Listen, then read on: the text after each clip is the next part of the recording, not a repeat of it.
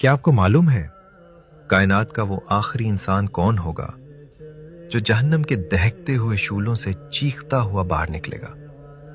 ایک ایسا انسان جس کے گناہوں کی وجہ سے فرشتے بھی اس سے منہ موڑ چکے تھے، لیکن جب وہ جہنم کے اندھیروں سے رینگتا ہوا باہر آئے گا تو مڑ کر اس ہولناک عذاب کو دیکھے گا اور کانپتی ہوئی آواز میں کہے گا، پاک ہے وہ ذات جس نے مجھے آج تجھ سے نجات دی۔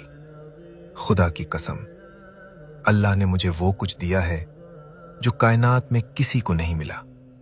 وہ ابھی سکون کا سانس ہی لے رہا ہوتا ہے کہ اسے دور ایک سرسبز اور شاندار درخت نظر آتا ہے جس کے نیچے ٹھنڈا اور شفاف پانی بہہ رہا ہوتا ہے۔ اس کا دل تڑپ اٹھتا ہے اور وہ گر گرا کر التجا کرتا ہے، اے میرے رب، مجھے بس اس درخت کے نیچے پہنچا دے تاکہ میں اس کے سائے میں بیٹھ سکوں اور اس کا ٹھنڈا پانی پی سکوں۔ تب عرش الہی سے آواز آتی ہے، اے ابن آدم، اگر میں نے تمہیں یہ دے دیا تو کیا تم مجھ سے کچھ اور تو نہیں مانگو گے؟ بندہ جذباتی ہو کر قسم کھاتا ہے، نہیں میرے مالک، تیرے جلال کی قسم، اب میں کچھ اور نہیں مانگوں گا۔ اللہ رحیم ہے، وہ اپنے بندے کی بے صبری کو جانتا ہے، اس لیے اسے اس درخت کے پاس پہنچا دیتا ہے۔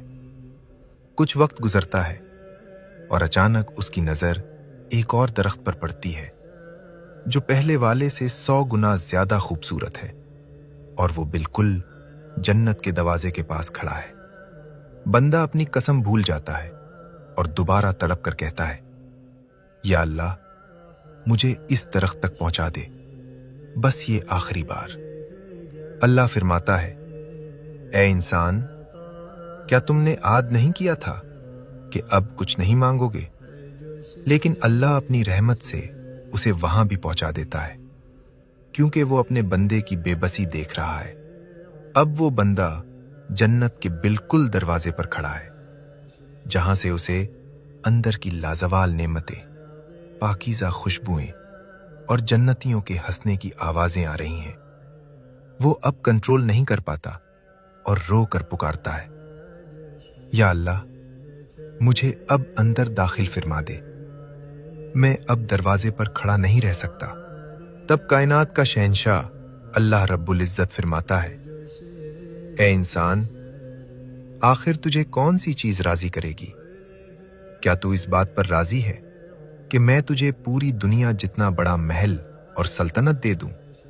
وہ بندہ حیرت اور صدمے سے کانپ اٹھتا ہے اور کہتا ہے، یا اللہ، تو دونوں جہانوں کا بادشاہ، کائنات کا مالک ہو کر مجھ جیسے حقیر انسان سے مذاق کر رہا ہے؟